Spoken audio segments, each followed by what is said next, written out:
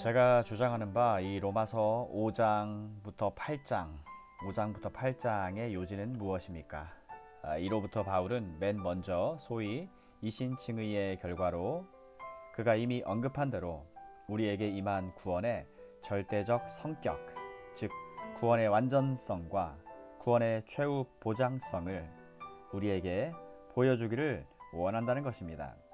바울은 이신칭의의 교리를 우리 앞에 제시한 뒤에 계속해서 우리의 범죄함을 위에 내어줌이 되고 또 우리를 의롭다 하심을 위하여 살아나신 예수 그리스도를 죽은 자 가운데서 살리신 이 곧 하나님을 참으로 믿는다면 우리의 구원은 절대적이고 완전하며 최종에까지 이르며 아무것도 우리에게서 구원을 박탈해 갈 수 없음을 보여주고 있는 것입니다.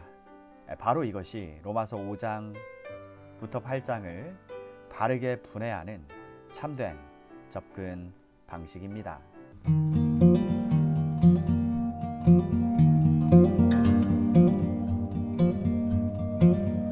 마틴 로이드 존스 로마서 강의 제5장 확신 그 첫 번째 시간 5장부터 8장까지 로마서 5장부터 8장까지의 분석입니다.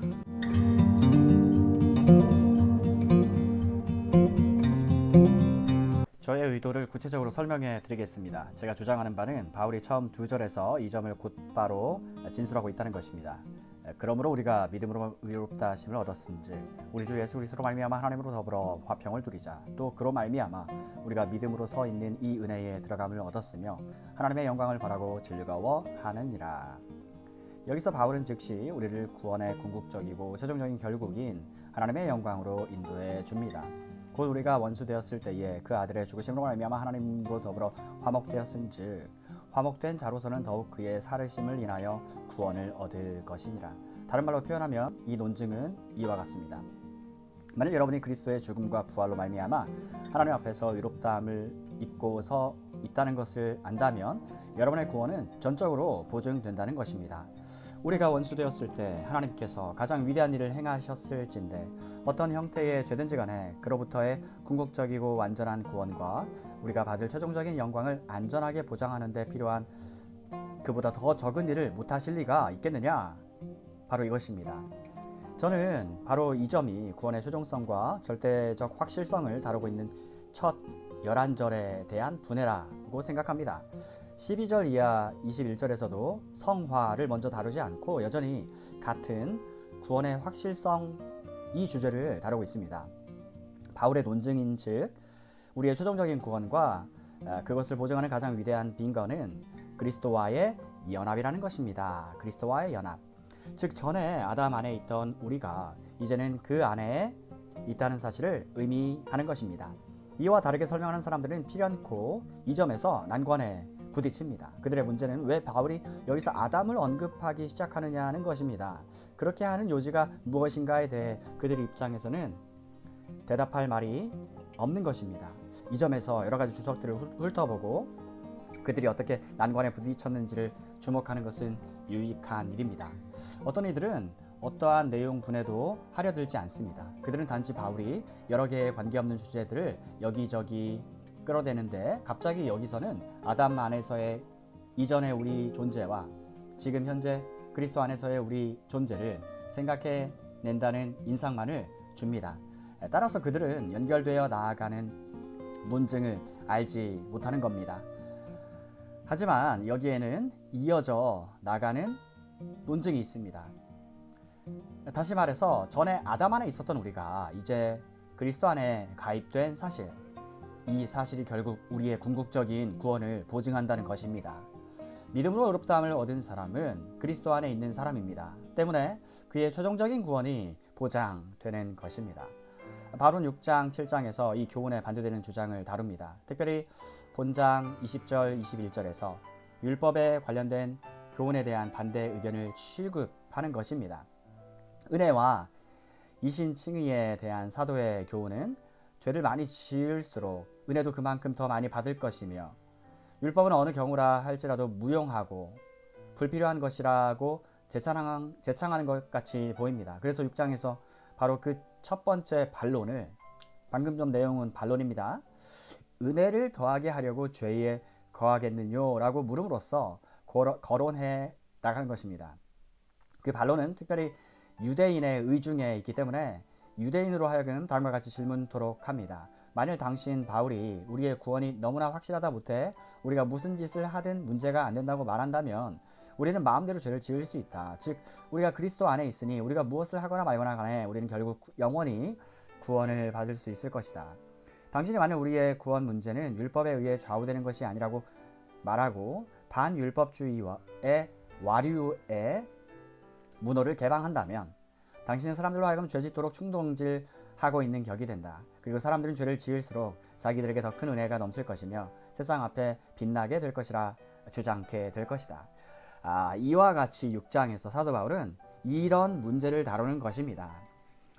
그러나 만일 너희가 그리스도와 그분과의 연합 원리를 진정으로 이해하면 그것은 그와 정반대의 유익을 가져올 것이라는 것을 알게 될 것입니다. 이 진리를 진정으로 확신하는 사람이라면 최종적인 영광이 임할 것을 위해서 자신의 모든 정성을 다해 스스로 완전해지려고 발버둥 칠 것입니다. 요한이 표현한 바 주를 향하여 이 소망을 가진 자마다 그분의 깨끗하심과 같이 자기 자신을 깨끗하게 하느니라. 요한일서 3장 3절. 칭의 교리를 진정으로 이해한 사람은 내가 그리스도 안에 있으니 나는 안전하고 그러니 가서 죄 지을 수 있다고 말하지 않습니다. 그렇게 말하지 않습니다. 그는 오히려 그와 정반대의 것을 말합니다. 로마서 7장에서는 율법의 참된 기능과 목적에 관련해서 제기되는 또 다른 반론을 거론하는 것입니다. 칭의와 성화의 국면에서 볼 때 율법은 결코 우리를 구원하는 방편이 아니라는 것입니다. 율법의 목적은 단지 우리가 구원받을 필요가 있다는 것과 우리에게는 구원을 이룰 능력이 전혀 없다는 것을 우리에게 보여줍니다. 갈라디아서 3장 24절에서 바울이 말하는 것처럼 율법의 주요 목적은 우리를 그리스도께로 데려다주는 몽학 선생, 스쿨 마스터가 되는 것입니다. 다른 말로 표현하면 로마서 6장과 7장은 이 두 가지 주요 난제와 반론을 처리하기 위해서 주요 논증 가운데 집어넣은 하나의 삽입구적인 말씀입니다. 바울은 이러한 난제들을 처리하고 난 다음에 8장에서는 5장 말미에서 멈춘 위대한 주제로 다시 돌아갑니다. 그러므로 이제 그리스도 예수 안에 있는 자에게는 결코 정죄함이 없나니 이로써 그는 5장 12절 이하 21절의 주제인 그리스도 예수 안에 이 주제로 다시 돌아가자고 말하는 셈입니다. 그런 다음에 그는 계속해서 이 주제를 다루어 나갑니다. 로마서 8장의 대요지는 구원의 절대적 확실성과 최종성을 더욱더 분명한 어조로 말해 주는 데 있습니다. 어떻게 모든 것이 합력하여 하나님의 계획과 작정 안에 있는 그 결국을 이루게 하는가, 바로 이 점을 말하려 하는 것입니다. 8장은 누가 우리를 그리스도 예수 안에 있는 하나님의 사랑에서 끊으리요? 라는 위대한 질문과 이에 대한 대답으로 내가 확신하노니 사망이나 생명이나 선사들이나 권세들이나 현재일이나 장래일이나 능력이나 기품이나 다른 아무 피조물이라도 우리 주 예수 그리스도 안에 있는 하나님의 사랑에서 끊을 수 없다는 말로 끝을 맺습니다. 저는 이 분해가 진정한 분해임을 증명하는 가장 강한 증빙이 될 만한 것을 제시해야 하겠습니다. 여러분은 5장의 처음 2절에서 언급했던 똑같은 것을 8장 13절에서도 말하고 있다는 것을 주목하셨을 것입니다. 그러므로 우리가 믿음으로 의롭다 하심을 얻었은즉 우리 주 예수 그리스도로 말미암아 하나님으로 더불어 화평을 누리자. 또 그로 말미암아 우리가 믿음으로 서 있는 이 은혜에 들어감을 얻었으며 하나님의 영광을 바라고 즐거워하느니라. 바울이 이 말씀에서 무엇을 말하고 있는지 주목하십시오. 그는 곧바로 칭의에서 영화로 넘어갑니다. 성화에 대해서는 이런 반구도 없습니다. 8장 30절에는 무엇라 했는지 보십시오. 또 미리 정하신 그들을 또한 부르시고 부르신 그들을 또한 의롭다 하시고 의롭다 하신 그들을 또한 영화롭게 하셨느니라. 다시 한번 바울은 칭의로부터 영화로 곧장 뛰어 넘어갑니다. 즉 처음이 되는 칭의로부터 마지막이 되는 영화로 넘어간다는 것입니다. 그의 핵심은 사람이 완전히 구원의 틀 속에 있으면 모든 것이 보장된다는 것입니다.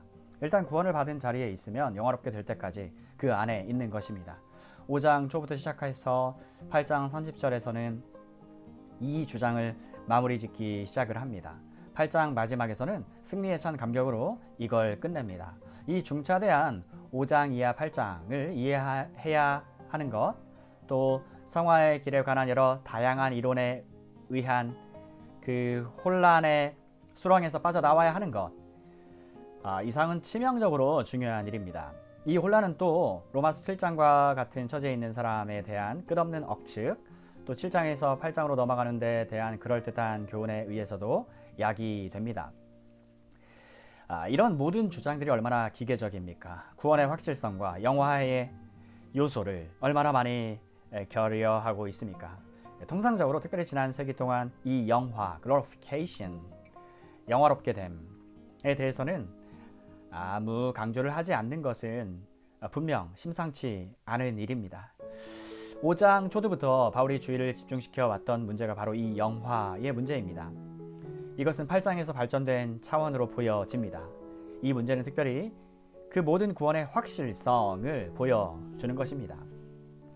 그러면 이 4장의 내용 개요를 말씀드렸으니 이제 우리는 이 문제들을 단계적으로 훑어 나가야 하겠습니다.